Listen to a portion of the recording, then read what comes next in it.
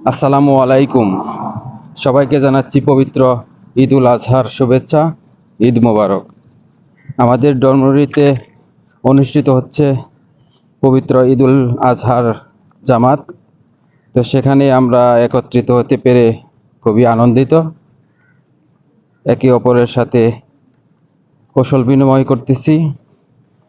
দেখতে পাচ্ছেন আমাদের এখানে ছোট্ট একটা জায়গার সংকট, তারপরেও আমরা এখানে মিলিত হয়েছি ঈদের নামাজ পড়ব বলে। আজকের এই ঈদ উল আজহার নামাজ আমাদের 7:30টায় পড়ার কথা ছিল, কিন্তু অনেক লোক আসতে দেরি করেছে, সেজন্য একটু সময় পিছিয়ে দিয়েছে।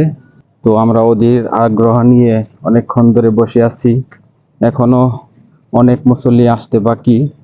তো তাদের অপেক্ষায় আমরা অপেক্ষা করতেছি। কিছুক্ষণ পরে আমাদের নামাজ শুরু হবে। তো ঈদের নামাজে আসতে পেরে খুবই ভালো লাগতেছে। এখনো অনেক ভাই আসার বাকি। তো তাদের জন্য অপেক্ষা করে এই মুহূর্তে লাইন তাড়া করে কিছুটা হলেও জায়গা করে নিচ্ছি, যাতে অন্যান্য ভাইয়েরা আসতে পারে। লাইন সোজা করলে জায়গাটা একটু বাড়ে। তো দেখতে পাচ্ছেন অনেক মুসল্লিয়ান একত্রিত হয়েছি। তো কিছুক্ষণের মধ্যে আমাদের ইমাম সাহেব নিয়াত শুরু করবে এবং নামাজ শুরু হবে।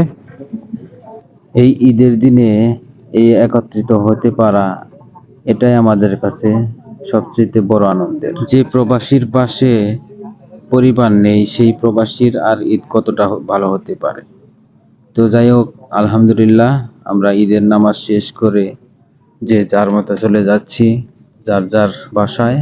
আমাদের সিঙ্গাপুর প্রবাসীদের ঈদের যে খাবার দাবার হয় সেগুলো রান্না করা হয় তার আগ রাতেই, চাঁদ রাতেই রান্না করা হয়। তো যার যার সামর্থ্য অনুযায়ী সে রান্না করেছে। আবার এর মধ্যে অনেক প্রবাসী ভাই আছে যাদের ওখানে রান্নার কোনো ব্যবস্থা নেই। তো তাদের বাধ্য হয়েই ক্যাটারিং এর খাবার খেতে হয়, অথবা বাইরে হোটেলে গিয়ে কিনে খেতে হয়। তো আমিও তেমনি, আমার এখানে রান্নার ব্যবস্থা থাকলেও আমি রান্না করি না। তো আমি সবসময় ক্যাটারিং খাই, বা বাইরে গেলে বাইরে ভালো জিনিস কিনে খাই।